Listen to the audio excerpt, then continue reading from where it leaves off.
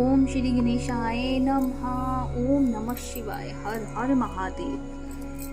श्री शिव महापुराण की जय। चंचुला की प्रार्थना से ब्राह्मण का उसे पूरा शिव पुराण सुनाना और समय अनुसार शरीर छोड़कर शिव लोक में जा चंचुका का पार्वती जी की सखी एवं सुखी होना। ब्राह्मण बोले, नारी सौभाग्य की बात है कि भगवान शंकर की कृपा से शिव पुराण की इस वैराग्य युक्त कथा को सुनकर तुम्हें समय पर चेत हो गया है। ब्राह्मण पत्नी, तुम डरो मत, भगवान शिव की शरण में जाओ। शिव की कृपा से सारा पाप तत्काल नष्ट हो जाता है। मैं तुमसे भगवान शिव की कीर्ति कथा से युक्त उस परम वस्तु का वर्णन करूंगा जिससे तुम्हें सदा सुख देने वाली उत्तम गति प्राप्त होगी। शिव की उत्तम कथा सुनने से ही तुम्हारी बुद्धि इस तरह पश्चाताप से युक्त एवं शुद्ध हो गई है, साथ ही तुम्हारे मन में विषयों के प्रति वैराग्य हो गया है। पश्चाताप ही पाप करने वाले पापियों के लिए सबसे बड़ा प्रायश्चित है। सत्य पुरुषों ने सबके लिए पश्चाताप को ही समस्त पापों का शोधक बताया है। पश्चाताप से ही पापों की शुद्धि होती है। जो पश्चाताप करता है वही वास्तव में पापों का प्रायश्चित करता है, क्योंकि सत्य पुरुषों ने समस्त पापों की शुद्धि के लिए जैसे प्रायश्चित का उपदेश किया है वह सब पश्चाताप से संपन्न हो जाते हैं। जो पुरुष विधि पूर्वक प्रायश्चित करके निर्भय हो जाता है उस पर अपने कुकर्म के लिए पश्चाताप नहीं करता, उसे प्राय उत्तम गति नहीं प्राप्त होती, परंतु जिसे अपनी कुकृत्य पर हार्दिक पश्चाताप होता है वह अवश्य उत्तम गति का भागी होता है। इसमें संशय नहीं। इस शिव पुराण की कथा सुनने से जैसी चित्त शुद्धि होती है वैसी दूसरे उपायों से नहीं होती। जैसे दर्पण साफ करने पर निर्मल हो जाता है, उसी प्रकार इस शिव पुराण की कथा से चित्त अत्यंत शुद्ध हो जाता है। इसमें संशय नहीं है। मनुष्य के शुद्ध चित्त में जगदम्बा पार्वती सहित भगवान शिव विराजमान रहते हैं। इससे वह विशुद्धमता पुरुष श्री सांब सदा शिव के पद को प्राप्त होता है। इस उत्तम कथा का श्रवण समस्त मनुष्यों के लिए कल्याण का बीज है। अतः यथोचित शास्त्र शोध मार्ग से इसकी आराधना अथवा सेवा करनी चाहिए। यह भव बंधन रूपी रोग का नाश करने वाली है। भगवान शिव की कथा को सुनकर फिर अपने हृदय में उसका मनन एवं निध्यासन करना चाहिए। इससे पूर्णता चित्त शुद्धि हो जाती है। चित्त शुद्धि होने से महेश्वर की भक्ति अपने दोनों पुत्रों ज्ञान और वैराग्यों के साथ निश्चय ही प्रकट होती है। तत्पश्चात महेश्वर के अनुग्रह से दिव्य मुक्ति प्राप्त होती है। इसमें संशय नहीं है। जो मुक्ति से वंचित है उसे पशु समझना चाहिए, क्योंकि उसका चित्त माया के बंधन में आसक्त है। वह निश्चय ही संसार बंधन से मुक्त नहीं हो पाता। ब्राह्मण पत्नी, इसलिए तुम विषयों से मन को हटा लो और भक्ति भाव से भगवान शंकर की इस परम पावन कथा को सुनो। परमात्मा शंकर की इस कथा को सुनने से तुम्हारे चित्त की शुद्धि होगी और इससे तुम्हें मोक्ष की प्राप्ति हो जाएगी। जो निर्मल चित्त से भगवान शिव के चरण वंदिकों का चिंतन करता है उसकी एक ही जन्म में मुक्ति हो जाती है। यह मैं तुमसे सत्य सत्य कहता हूँ। सूत जी कहते हैं, शौनक इतना कहकर वे श्रेष्ठ शिव भक्त ब्राह्मण चुप हो गए। उनका हृदय करुणा से आर्द्र हो गया था। वे शुद्ध चित्त महात्मा भगवान शिव के ध्यान में मगन हो गए। तदनंतर बिंदुक की पत्नी चंचुला मन ही मन प्रसन्न हो उठी। ब्राह्मण का उक्त उपदेश सुनकर उसके नेत्रों से आनंद के आंसू छलक आए थे। वह ब्राह्मण पति चंचुला हर्ष भरे हृदय से उन श्रेष्ठ ब्राह्मण के दोनों चरणों में गिर पड़ी और हाथ जोड़कर बोली में कृतार्थ हो गई। तत्पश्चात उठकर वैराग्य युक्त उत्तम बुद्धि वाली वह स्त्री, जो अपने पापों के कारण आतंकित थी, उन महान शिव भक्त ब्राह्मण से हाथ जोड़कर गदगद वाणी में बोली। चंचुला ने कहा, ब्राह्मण शिव भक्तों में श्रेष्ठ स्वामी आप धन्य हैं, परमादर्शी हैं और सदा परोपकार में लगे रहते हैं। इसलिए श्रेष्ठ साधु पुरुषों में प्रशंसा के योग्य है। साधु मैं नरक के समुद्र में गिर रही हूँ, आप मेरा उद्धार कीजिए, उद्धार कीजिए, उद्धार कीजिए। पुराणिक अर्थ तत्व से संपन्न जिस सुंदर शिव पुराण की कथा को सुनकर मेरे मन में संपूर्ण विषयों से वैराग्य उत्पन्न हो गया, उसी इस शिव पुराण को सुनने के लिए इस समय मेरी मन में बड़ी श्रद्धा हो रही है। सूत जी कहते हैं, ऐसा कहकर हाथ जोड़कर उनका अनुग्रह पाकर चंचुला उस शिव पुराण की कथा को सुनने की इच्छा मन में लिए उन ब्राह्मण देवता की सेवा में तत्पर हो वहां रहने लगी। तदनंतर शिव भक्तों में श्रेष्ठ और शुद्ध बुद्धि वाले उन ब्राह्मण देव ने उसी स्थान पर उस स्त्री को शिव पुराण की उत्तम कथा सुनाई। इस समय उस गोकर्ण नामक महाक्षेत्र में उन्हीं श्रेष्ठ ब्राह्मण से उसने शिव पुराण की वह परम उत्तम कथा सुनी, जो भक्ति ज्ञान और वैराग्य को बढ़ाने वाली तथा मुक्ति देने वाली है। उस परम उत्तम कथा को सुनकर वह ब्राह्मण पत्नी अत्यंत कृतार्थ हो गई। उसका चित्त शीघ्र ही शुद्ध हो गया। फिर भगवान शिव के अनुग्रह से उसके हृदय में शिव के सगुण रूप का चिंतन होने लगा। इस प्रकार उसने भगवान शिव में लगी रहने वाली उत्तम बुद्धि पाकर शिव के सच्चिदानंद मय स्वरूप का बारंबार चिंतन आरंभ किया। तत्पश्चात समय के पूरे होने पर भक्ति ज्ञान और वैराग्य से युक्त हुई चंचुला ने अपने शरीर को बिना किसी कष्ट के त्याग दिया। इतने में ही त्रिपुर शत्रु भगवान शिव का भेजा हुआ एक दिव्य विमान द्रुत गति से वहां पहुंचा, जो उनके अपने घनों से संयुक्त और भांति भांति की शोभा साधनों से संपन्न था। चंचुला उस विमान पर आरूढ़ हुई और भगवान शिव के श्रेष्ठ प्रदर्शनों ने उसे तत्काल शिवपुरी में पहुंचा दिया। उसके सारे मल धुल गए थे। वह दिव्य रूप धारणी दिव्यांगना हो गई थी। उसके दिव्य अवयव उसकी शोभा बढ़ाते थे। मस्तक पर अर्धचंद्र का मुकुट धारण किए वह गौरांगी देवी शोभशाला दिव्य आभूषणों से विभूषित थी। शिवपुरी में पहुंचकर उसने सनातन देवता त्रिनेत्रधारी महादेव जी को देखा। सभी मुख्य देवता उनकी सेवा में खड़े थे। गणेश, भृंगी, नंदीश्वर तथा वीरभद्रेश्वर आदि उनकी सेवाओं में उत्तम भक्ति भाव से उपस्थित थे। उनकी अंग क्रांति करोड़ों सूर्यों के समान प्रकाशित हो रही थी। कंठ में नील चिन्ह शोभा पाता था। 5 मुख और उनके मुख में 3 नेत्र थे। मस्तक पर अर्धचंद्राकार मुकुट शोभा देता था। उनके अपने वामांग भाग में गौरी देवी को बिठा रखा था, जो विद्युत पुंज के समान प्रकाशित थी। गौरीपति महादेव जी की कांति कपूर के समान गौर थी। उनका सारा शरीर श्वेत भस्म से भासित था। शरीर पर श्वेत वस्त्र शोभा पा रहे थे।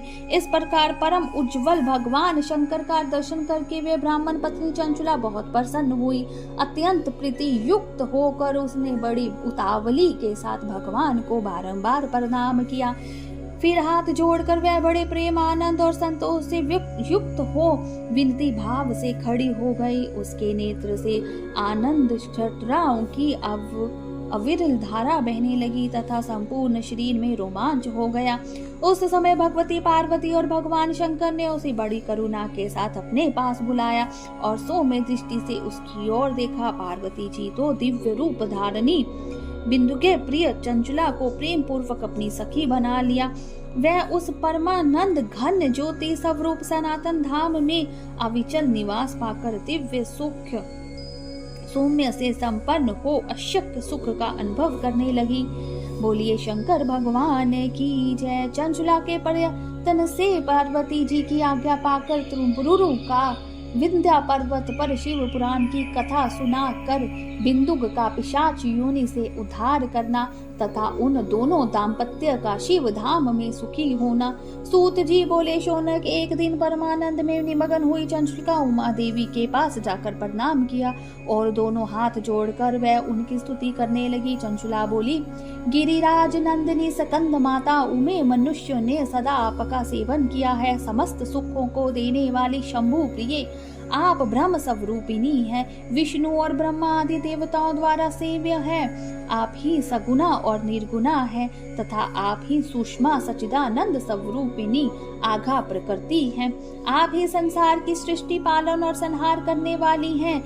तीनों गुणों का आशय भी आप ही हैं। ब्रह्मा विष्णु और महेश्वर इन तीनों देवताओं का आवास स्थान तथा उनकी उत्तम प्रतिष्ठा करने वाली प्राशक्ति भी आप ही हैं। सूत जी कहते हैं, शौनक, जिसे सदगति प्राप्त हो चुकी थी वह चंचुला इस प्रकार महेश्वर पत्नी उमा की स्तुति करके सिर झुकाए चुप हो गई। उसके नेत्र में प्रेम के आंसू उमड़ आए थे। तब करुणा से भरी हुई शंकर प्रिय भक्त वत्सल्य पार्वती देवी ने चंचुला को संबोधित करके बड़े प्रेम से इस प्रकार कहा। पार्वती बोली, सखी चंचुले सुंदरी, मैं तुम्हारी की हुई इस स्तुति से बहुत प्रसन्न हूँ। बोलो क्या वर मांगती हूँ, तुम्हारे लिए मुझे कुछ भी आदेह नहीं है। चंचुला बोली, निष्पाप गिरिराज कुमारी, मेरे पति विदुर इस समय कहाँ है, उनकी कैसी गति हुई है, मैं यह नहीं जानती। कल्याणमयी दीन वत्सल्य, मैं अपने उन पति देव से जिस प्रकार संयुक्त हो सकूं वैसा ही उपाय कीजिए। महेश्वरी महादेवी, मेरे पति एक शूद्र जाति वैश्या के प्रति आसक्त थे और पापों में ही डूबे रहते थे। उनकी मृत्यु मुझसे पहले ही हो गई थी, ना जाने वो किस गति को प्राप्त हुए। गिरिजा बोली, बेटी तुम्हारा विदुंग नाम वाला पति बड़ा पापी था, उसका अंतकरण बड़ा ही दूषित था। वैश्य का उपभोग करने वाला वह महामूढ़ मरने के बाद नरक में पड़ा। अगिनत वर्षों तक नरक में नाना प्रकार के दुख भोग कर वह पापात्मा अपने शेष पाप को भोगने के लिए विंध्या पर्वत पर पिशाच हुआ। इस समय वह पिशाच अवस्था में ही है और नाना प्रकार के कलेश उठा रहा है। वह दुष्ट वही वायु पीकर रहता है तथा सब प्रकार के कष्ट सहता है। सूत जी कहते हैं, शौनिक, गौरी देवी की यह बात सुनकर उत्तम व्रत का पालन करने वाली चंचुला उस समय पति के महान दुख से दुखी हो गई। फिर मन को स्थिर करके उस ब्राह्मण पत्नी ने हृदय से महेश्वरी को प्रणाम करके पूर्ण पूछा। चंचला बोली, महेश्वरी महादेवी, मुझ पर कृपा कीजिए और दूषित कर्म करने वाले मेरे उस दुष्ट पति का अब उद्धार कर दीजिए। देवी कुसती बुद्धि वाले मेरे उस पापात्मा पति को किस उपाय से उत्तम गति प्राप्त हो सकती है, ये शीघ्र बताइए। आपको नमस्कार है, नमस्कार है। पार्वती ने कहा, तुम्हारा पति यदि शिव पुराण की पुण्यमयी उत्तम कथा सुने तो सारी दुर्गति को पार करके वह उत्तम गति का भागी हो सकता है। अमृत के समान मधुर अक्षरों से युक्त गौरी देवी का यह वचन आदर पूर्वक सुनकर चंचुला ने हाथ जोड़ मस्तक झुकाकर उन्हें बारंबार प्रणाम किया और अपने पति के समस्त पापों की शुद्धि तथा उत्तम गति की प्राप्ति के लिए पार्वती देवी से यह प्रार्थना की कि मेरे पति को शिव पुराण सुनाने की व्यवस्था होनी चाहिए। उस ब्राह्मण पत्नी के बारंबार प्रार्थना करने पर शिव प्रिय गौरी देवी को बड़ी दया आई। उन भक्त वत्सल्य महेश्वरी गिरिराज कुमारी ने भगवान शिव की उत्तम कीर्ति का गान करने वाले गंधर्वराज तुम्बुरु को बुलाकर उनसे प्रसन्नता पूर्वक इस प्रकार कहा, तुम्बुरु, तुम्हारी भगवान शिव में प्रीति है। तुम मेरे मन की बातों को जानकर मेरे अभीष्ट कार्यों को सिद्ध करने वाले हो, इसलिए मैं तुमसे एक बात कहती हूँ, तुम्हारा कल्याण हो। तुम मेरी इस सखी के साथ शीघ्र ही विंध्या पर्वत पर जाओ। वहाँ एक महाघोर और भयंकर पिशाच रहता है, उसका वृतांत तुम आरंभ से ही सुनो। मैं तुमसे प्रसन्नता पूर्वक सब कुछ बताती हूँ। पूर्व जन्म में वह पिशाच विदुंगु नामक ब्राह्मण था, मेरी इस चंचुलिका का पति था, परंतु वह दुष्ट वेश्यागामी हो गया। स्नान संध्या आदि नित्य कर्म छोड़कर अपवित्र रहने लगा। क्रोध के कारण उसकी बुद्धि पर मूढ़ता छा गई थी। वह कर्तव्य का विवेक नहीं कर पाता था। अभक्ष्य भक्षण सज्जनों से देश और दूषित वस्तुओं का दान लेना, यही उसका स्वाभाविक कर्म बन गया था। वह अस्त्र शस्त्र लेकर हिंसा करता, बाएं हाथ से खाता, दीनों को सताता और क्रूरता पूर्वक पराये घरों में आग लगा देता था। चंडालों से प्रेम करता और प्रतिदिन वैश्या के संपर्क में रहता था। बड़ा दुष्ट था वह पापी अपनी पत्नी का परित्याग करके दुष्टों के संग में ही आनंद मानता था। वह मृत्यु उपरांत दुराचार में ही फंसा रहा। फिर अंतकाल आने पर उसकी मृत्यु हो गई।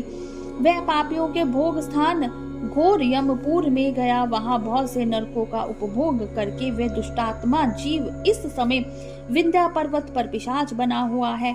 वहीं वह दुष्ट पिशाच अपने पापों का फल भोग रहा है। तुम उसके आगे यत्न पूर्वक शिव पुराण की उस दिव्य कथा का प्रवचन करो जो परम पुण्यमयी तथा समस्त पापों का नाश करने वाली है। शिव पुराण की कथा का श्रवण सबसे उत्कृष्ट पुण्य कर्म है। उससे उसका हृदय शीघ्र ही समस्त पापों से शुद्ध हो जाएगा और वह प्रेत योनि का परित्याग कर देगा। उस दुर्गति से मुक्त होने पर बिंदु नामक पिशाच को मेरी आज्ञा से विमान पर बिठाकर तुम भगवान शिव के समीप ले आओ। सूत जी कहते हैं, शौनक, महेश्वरी उमा के इस आदेश देने पर गंधर्वराज तुम्बुरु मन ही मन बड़े प्रसन्न हुए। उन्होंने अपने भाग्य की सराहना की। तत्पश्चात उस पिशाच की सती साध्वी पत्नी चंचला के साथ विमान पर बैठकर नारद के प्रिय मित्र तुम्बुरु वेग पूर्वक विंध्याचल पर्वत पर गए, जहाँ वह पिशाच रहता था। वहां उन्होंने उस पिशाच को देखा। उसका शरीर विशाल था, ठोड़ी बहुत बड़ी थी। वह कभी हंसता, कभी रोता और कभी उछलता था। उसकी आकृति बड़ी ही विकराल थी। भगवान शिव की उत्तम कृति का गान करने वाले महाबली तुम्बुरु ने उस अत्यंत भयंकर पिशाच को पाशों द्वारा बांध लिया। तदनंतर तुम्बुरु ने शिव पुराण की कथा बांचने का निश्चय करके महाउत्सव युक्त स्थान और मंडप आदि की रचना की। इतने में ही संपूर्ण लोकों में बड़े वेग से यह प्रचार हो गया कि देवी पार्वती की आज्ञा से एक पिशाच का उद्धार करने के उद्देश्य से शिव पुराण की उत्तम कथा सुनाने के लिए तुम्बुरु विंध्या पर्वत पर गए हैं। फिर तो उस कथा को सुनने के लोभ से बहुत ही देव ऋषि भी शीघ्र वहां जा पहुंचे। आदर पूर्वक शिव पुराण सुनने के लिए आए हुए लोगों का उस पर्वत पर बड़ा अद्भुत और कल्याणकारी समाज जुट गया। फिर तुम्बुरु ने उस पिशाच को पाशों से बांधकर आसन पर बिठाया और हाथ में वीणा लेकर गौरी पति की कथा का गान आरंभ किया। पहली अध्यात्म विंदेश्वर संहिता से लेकर 7वीं वायु संहिता तक महामत्व सहित शिव पुराण की कथा का उन्होंने स्पष्ट वर्णन किया। 7 संहिताओं सहित शिव पुराण का आदर पूर्वक श्रवण करके वे सभी श्रोता पूर्णतः कृतार्थ हो गए। उस समय पुण्यमय शिव पुराण को सुनकर उस पिशाच ने अपने सारे पापों को धोकर उस पैशाचिक शरीर को त्याग दिया। फिर तो शीघ्र ही उसका रूप दिव्य हो गया। अंग क्रांति गौर वर्ण की हो गई। शरीर पर श्वेत वस्त्र तथा सब प्रकार के पुरुषोत्तोचित आभूषण उसके अंगों को उदासित करने लगे। वह त्रिनेत्रधारी चंद्रशेखर रूप हो गया। इस प्रकार दिव्य देहधारी होकर श्रीमान विदुंग अपनी प्राणवलंबा चंचुला के साथ स्वयं भी पार्वती वल्लभ भगवान शिव का गुणगान करने लगा। उसकी स्त्री को इस प्रकार दिव्य रूप से सुशोभित देख वे सभी देव ऋषि बड़े विस्मित हुए। उनका चित्त परमानंद से परिपूर्ण हो गया।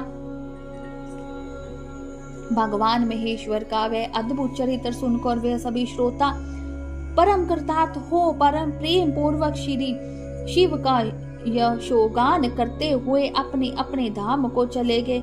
दिव्य रूपधारी श्रीमान विदुंग भी सुंदर विमान पर अपनी प्रेमता के साथ बैठकर सुख पूर्वक आकाश में स्थित हो बड़ी शोभा पाने लगा। तदनंतर महेश्वर के सुंदर एवं मनोहर गुणों का गान करता हुआ वह अपनी प्रेमता तथा तुम्बुरु के साथ शीघ्र ही शिव धाम में जा पहुंचा। वहां भगवान महेश्वर तथा पार्वती देवी ने प्रसन्नता पूर्वक बिंदुक का बड़ा सत्कार किया और उसे अपना पार्षद बना लिया। उसकी पत्नी चंचुला पार्वती जी की सखी हो गई। उस घनीभूत ज्योति स्वरूप परमानंदमय सनातन धाम में अविचल निवास पाकर वे दोनों दाम्पत्य परम सुखी हो गए। बोलिए शंकर भगवान की जय, उमापति महादेव की जय, गौरी शंकर की जय।